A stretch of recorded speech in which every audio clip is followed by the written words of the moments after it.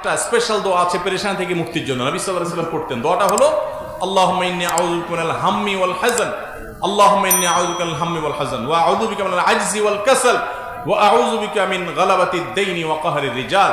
আল্লাহ আপনার কাছে পেরেশানি থেকে, ডিপ্রেশন থেকে, চিন্তা থেকে, দুশ্চিন্তা থেকে আপনার কাছে পানা চাই, মুক্তি চাই। আল্লাহ তাআলা আপনার অন্তরকে প্রশান্ত করবেন ইনশাআল্লাহ।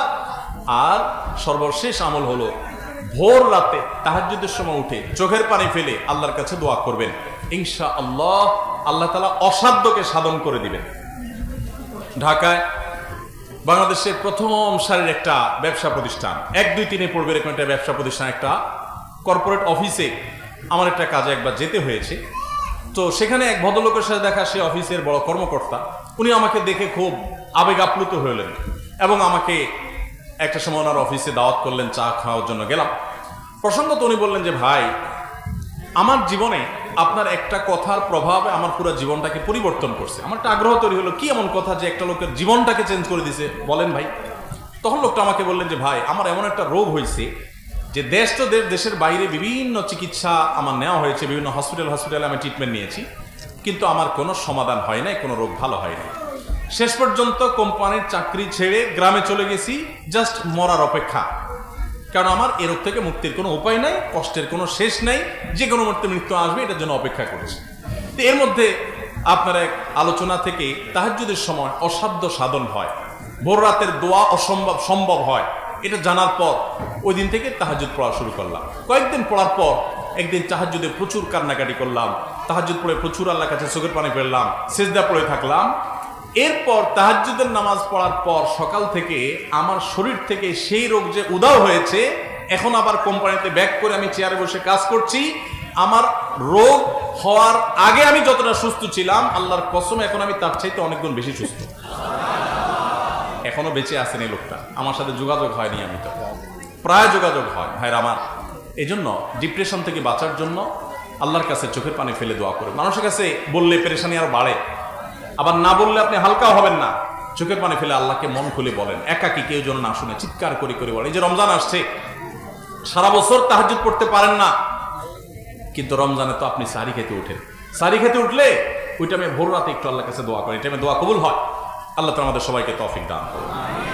বিভিন্ন সময় আমাদের কিছু জিনিসে পা লাগলে আমরা হাত দিয়ে ছুঁয়ে, বুকে ও মাথায় ছুঁয়ে সালাম করি, এটা কতটুকু যুক্তিসঙ্গত? এটা কি ঠিক?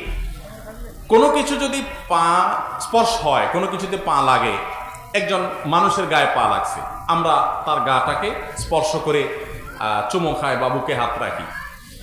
এটা মূলত করি হলো যে পাও লাগাটাকে আমাদের সমাজে অসম্মানজনক মনে করা হয়। আমার পা লাগাটা যে ভুলে হয়ে গেছে, জাস্ট সেটা বোঝাবার জন্য আমরা এটা করি।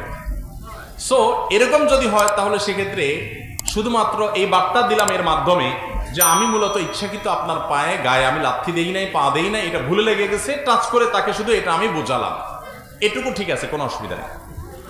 কারণ প্রত্যেক অঞ্চলের মানুষের ভাষা, তাদের আচরণ, তাদের মনের ভাব ব্যক্ত করার পদ্ধতি ভিন্ন ভিন্ন হতে পারে, এবং এভাবে আমরা আমাদের জাস্ট মনের ভাবটাকে ব্যক্ত করছি, এখানে কোনো অন্যায় হচ্ছে না। শুধুমাত্র বলছি সরি বা দুঃখিত বা আমি ইচ্ছাকৃত মানি না, এই কথাটাকে আমরা একটা আচরণ দিয়ে বোঝালাম, কোনো অসুবিধা নেই। তবে কোনো জিনিসে পাওয়া লাগলে সেখানে ওইটা ছোঁয়াছুঁইতে কিছু আসে যায় না, কারণ ওই জিনিসের প্রতি তো আর সম্মান অসম্মান জিনিস তো আর বুঝবে না যে তাকে ছুঁয়ে আমি আবার সরি বলেছি। অতএব জিনিস পাও লেগে গেছে, যদি এই জিনিসটা পাওয়া লাগার মতো জিনিস না হয়, খাদ্য, সেখানে পা লেগে গেছে, তাহলে সেক্ষেত্রে আমার সতর্ক হতে হবে পরবর্তী জনের জন্য এটা না হয়। কিন্তু সেখানে ছোঁয়াছুঁই করার কোনো যৌক্তিক কারণ নাই। কিন্তু কোনো মানুষের গায়ে লেগে গেছে, আমরা ছুঁয়ে নিলাম, টাচ করলাম, ধরলাম, বুঝালাম, এটা জায়েজ হতে পারে ইনশাআল্লাহ। তার বাবার বাড়ির নাটোর, সেখানে কসর পড়বো নাকি পুরো নামাজ পড়বো? একজন বোন প্রশ্ন করেছেন, মেয়েরা বাবার বাড়িতে গেলে সফরের নামাজ অর্থাৎ কসর পড়বেন না পুরো নামাজ পড়বেন? এর উত্তর হলো যে মেয়েরা বিয়ের পর স্বামীর সংসারে যখন চলে আসে, এটা তাদের স্থায়ী ঠিকানা হয়। বাবার বাড়ি তখন তারা সেখানে গেস্ট এবং মেহমান হিসাবে যান, বিধায় সেখানে তিনি কসর নামাজ পড়বেন।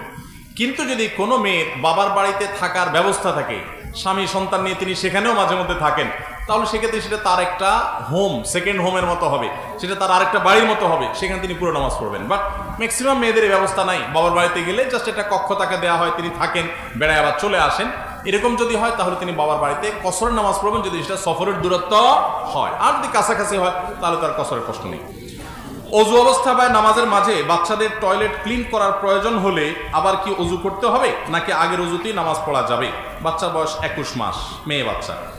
ছেলে বাচ্চা হোক আর মেয়ে বাচ্চা হোক, বড় হোক আর ছোট হোক, বাচ্চাদের পেশাব পায়খানা করেছে, তাদের প্যান্ট, তাদের প্যাম্পাস ইত্যাদি আপনি পরিষ্কার করেছেন, এগুলো পরিষ্কার করার কারণে আপনার অজু নষ্ট হবে না। তবে যদি হাতে ময়লা লাগে, যে জায়গায় ময়লা লেগেছে ওই জায়গাটা ধুয়ে ফেলবেন, বাস এটুকু যথেষ্ট, আর নতুন কিছু আপনাকে করতে হবে না। আমার 2021 সালে করোনা হয়েছিল। আমি 8-10 দিন আইসিইউতে ছিলাম। আল্লাহ আমাকে বাঁচিয়ে রেখেছেন, পুরোটাই আল্লাহর ইচ্ছা।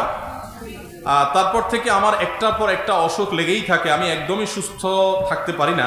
এখন আমার কিছু মনে থাকে না, বেশি সময় ধরে কোরআন শরীফ ওজিফা বই পড়তে পারি না। আপনি আমার পরিবার ও সন্তানের জন্য খাস দিলে দোয়া করবেন, আমার জন্য দোয়া করবেন। আমাকে এমন একটা আমল লিখে দিবেন যেন আমি মারা গিয়ে আল্লাহর সামনে মুখ দেখাতে পারি। সবশেষে আমার ছোট মেয়ের জন্য দোয়া করবেন। আল্লাহ তাআলা আপনার প্রতি রহম করুক এবং আপনার মেয়ে এবং পরিবার প্রতি রহম করুক। সেই সাথে আপনার জন্য যে আমলে কথা বলবো সেটা হলো, কোনো গুনাহে লিপ্ত হবেন না। আল্লাহ তাআলা আইসিইউ থেকে আপনাকে ফিরিয়ে এনেছেন। করোনার সময় আমারও করোনা হয়েছে, আমি হসপিটালে ভর্তি ছিলাম। সেখানে কত মানুষ অসহায় হয়ে গেছে আমরা দেখেছি। আমার এক পরিচিত বন্ধু ঢাকা মেডিকেল কলেজের ডাক্তার, তিনি বলেছেন যে এক লোক আমার রোগী হয়ে করোনার সময় এসছে, তার প্রথম করোনা পজিটিভ হওয়ার পরে সে কোনো পাত্তাই দিচ্ছে না এবং কোনো সাইড দিচ্ছে না। বলে যে আমি খুব স্ট্রং মানুষ, খুব ফিট মানুষ, আমি অনেক এক্সারসাইজ করি, আর কিছুই হবে না। বলে যে 2-4-5 দিন যাওয়ার পর আস্তে আস্তে আস্তে আস্তে যখন সে উইক হয়ে আসছে, একটা পর্যায়ে আইসিইউতে চলে গেছে, তখন সে একদম আইসিইউ যাওয়ার আগ মুহূর্তে সে একেবারে সুইর মতো সোজা হয়ে গেছে। তার সব বাহাদুরি শেষ পর্যন্ত লোকটা বেঁচে ছিল। এবং ওই ডাক্তার সাহেব আমাকে বলেন যে যতবার দেখা হয় তার সাথে আমি জিজ্ঞেস করি কি খবর আপনার বাহাদুরির, তো বলে যে মাথাটা তার নিচু হয়ে যায়। আল্লাহ সুবহানাহু ওয়া তাআলা মানুষকে এক মুহূর্তেরও প্রয়োজন হয় না আল্লাহ তাআলা মানুষকে সোজা করার জন্য, দুর্বল করার জন্য। তো এরকম কঠিন সময় থেকে আল্লাহ ফিরিয়ে এনেছেন, সেজন্য আল্লাহ শুকরিয়া আদায় করবেন।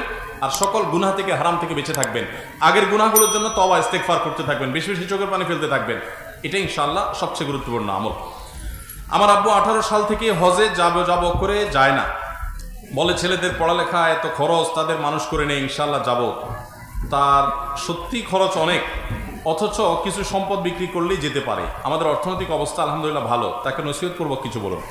দেখুন, প্রথম কথা হলো যে মাশাআল্লাহ এটা ভালো কথা যে ছেলে বাপরে নসিহত করার জন্য চিঠি লিখেছে, এটা তো অনেক আনন্দের বিষয়। আমাদের ঘরে যে এরকম ছেলে আছে যে বাবার সংশোধন চায়, এটা তো আনন্দের বিষয় আলহামদুলিল্লাহ।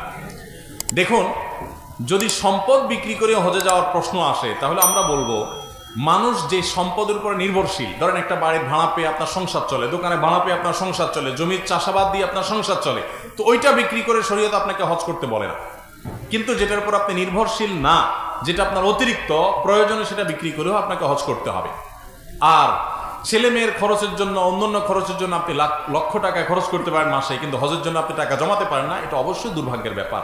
আমাদের কাছে দুনিয়া প্রাধান্য পেয়ে যাওয়ার কারণে এই দুরবস্থা হয়। যারা আখিরাতের প্রতি ঈমান আনে তাদের কাছে আখিরাতটাই অনেক বড় থাকে, পাশাপাশি তারা দুনিয়াকে চালিয়ে যায়। অতএব এরকম মানুষকে আমি বলবো, কোনো আল্লাহওয়ালা, কোনো নেককার মানুষের সোহবত, কোনো আমলদার মানুষের, কোনো আব্দে সালেহ বা নেককার আল্লাহওয়ালা মানুষের সোহবতে তাকে বেশি বেশি নেন। ইনশাআল্লাহ আশা করা যায় তার ভিতরে দুনিয়ামুখীতা কমবে এবং দিনদারিতা বাড়বে। এতিম বাচ্চাদের জন্য দান সাদকা চাইতে আসে, এটা কি দেওয়া উচিত? এতিম বাচ্চাদের জন্য দান সাদকা যারা চাইতে আসে, এটার একটা রূপ ঢাকায় আছে, যশোরেও আছে আমি জানি। সেটা হলো যে কিছু বাচ্চা কাচ্চা ছেলে ফেলেকে পাঠায় দেয় বিভিন্ন এতিমখানার রসিদ দিয়া, কাগজপত্র দিয়ে। তারা এসে বলে আমরা এতিমখানা থেকে আসছি, আমাদের কোরআন শরীফ কিনতে টাকা লাগবে, আমাদের খাবারের টাকা নাই। এসে ঘরে ঘরে তারা নক করে, আসেনি? এদেরকে পাইলে বাচ্চাদেরকে তো আর, তাদেরকে তো আর কিছু বলা উচিত হবে না। বাচ্চাদেরকে ধরে একটু ভালো বুড়া খাওয়ান, আর বলেন যে তোমাদের হুজুরে ফোন করো, একসাথে যত টাকা পয়সা সব হুজুরে দেবে। এরপরে হুজুর আসার পরে তারা বসে ভালো করে সাইজ করেন, আর এটা হুজুরের বিজনেস যদি হয় তাহলে তাকে আইনের হাতে সুপর্দ করে দেন। কারণ এদের বড় একটা অংশ ফ্রড, প্রতারক। তারা এই বাচ্চাগুলোকে পুঁজি হিসাবে ব্যবহার করে এবং এটা ইসলাম এবং মুসলমানদের জন্য অপমানজনক। আমরা আমাদের আসুন্নাহ ফাউন্ডেশন থেকে ইয়েতিম লালন পালন করার জন্য ইয়েতিম আমরা খুঁজে পাই না। খুঁজে পাই না মানে কি? এতিম যারা আছে বিভিন্ন মাদ্রাসায় তাদের স্পন্সর আছে, স্পন্সর নাই এরকম এতিম আমরা খুঁজি। আমরা সার্কুলার দেই প্রতি বছর যে সারা দেশে যত এতিম আছে, যারা অসহায় আছে, তারা আবেদন করেন তাদের শতভাগ স্কলারশিপ, তাদের সকল খরচ খরচা আমরা বহন করব আমাদের এতিম ফান্ড থেকে। তো সেখানে প্রপার এতিম পাইতে কষ্ট হয়ে যায়, আর এখানে এতিম খানা পায় না, দুয়ারে দুয়ারে খানা আর কোরআন শরীফ কিনতে টাকার জন্য যায়। এদের অনেককে আমি ধরেছি এবং তাদের হুজুরদের ফোন দেওয়ার পর সদুত্তর দিতে পারে না। এদের অনেকেই প্রকৃত অর্থে হুজুরও না, জাস্ট লেবাস লাগাইছে এই বাচ্চাগুলো দিয়ে তারা বিজনেস করে। অতএব অনেকে আমরা মনে করি না, সরলতার কারণে বিশ্বাস করি না। বিশ্বাস করার কোনো কারণ নাই, বিশেষ করে আপনি অবিশ্বাসও করার দরকার, আপনি খোঁজ খবর নেন, আপনি চেক করেন সন্দেহ হলে। তবে এটা ঠিক, ওয়াম্মা সাইলা ফালা তানহার, যারা মানুষের কাছে চায় তাদেরকে ধমক দিতে আল্লাহ নিষেধ করেছেন, বিদায় তাদেরকে, বাচ্চাদেরকে আপনি ধমক দিবেন না, কিন্তু নাটের গুরুগুলোকে খুঁজে বের করবে যে কেন আল্লাহর দিনকে তুমি অপমান করছো। বহু মাদ্রাসা আছে, সেখানে ইতিমদের ফান্ড আছে, তহবিল আছে, গোরবা ফান্ড আছে, সেখানে ভর্তি হবে, প্রয়োজনে হুজুররা যাবে তাদের কালেকশনের জন্য, বাচ্চাদেরকে কেন পাঠানো হবে? এই বিষয়ে আমাদের প্রত্যেকেরই সতর্ক হওয়া দরকার এবং দায়িত্বশীল ভূমিকা রাখা দরকার। যাদের জাকাত দেওয়া ফরজ, তারা জাকাত দেয় না, তাদের নিয়ে কিছু আলোচনা করেন।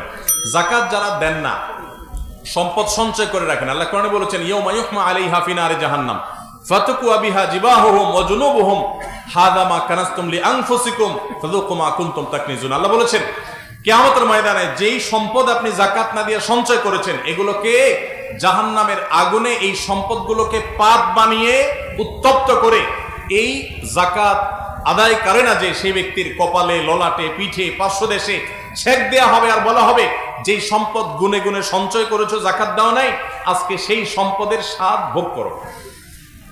আল্লাহ তাআলা আমাদেরকে হেফাজত করুন। জাকাতকে নবী সাল্লাল্লাহু আলাইহি ওয়াসাল্লাম বলেছেন কিয়ামতের আগে একটা সময় আসবে যে জাকাতকে মানুষ জরিমানা মনে করবে, এটাকে অর্থদণ্ড মনে করবে, লস মনে করবে, যে এটা দিয়ে দিলাম আমার তো কোনো ব্যাক আসবে না। এটা কিয়ামতের আলামত যে মানুষ এটাকে জরিমানা মনে করে। মনে রাখবেন, জাকাত কখনো লসের প্রজেক্ট না। আপনি যেটা জাকাত দিয়েছেন আপনার আখিরাতের অ্যাকাউন্টে জমা হয়ে গেছে, এটা আপনার কেউ নিতে পারবে না, বিনিময় আল্লাহর কাছে পাবেন।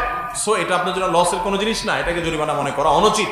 জাকাতের গুরুত্ব যদি আমরা বুঝতাম, তাহলে জাকাত আমরা কেউ দেওয়া থেকে বিরত থাকতাম না। জাকাত ইসলামের ফরজ বিধান শুধু না, ইসলামের নামাজের পরে যেই রোকনের গুরুত্ব সেটা হলো জাকাত। আমরা আমাদের দেশে সাধারণত বলি নামাজ রোজা, সাধারণত আমরা বলি নামাজ রোজা, আসলে হওয়ার কথা নামাজ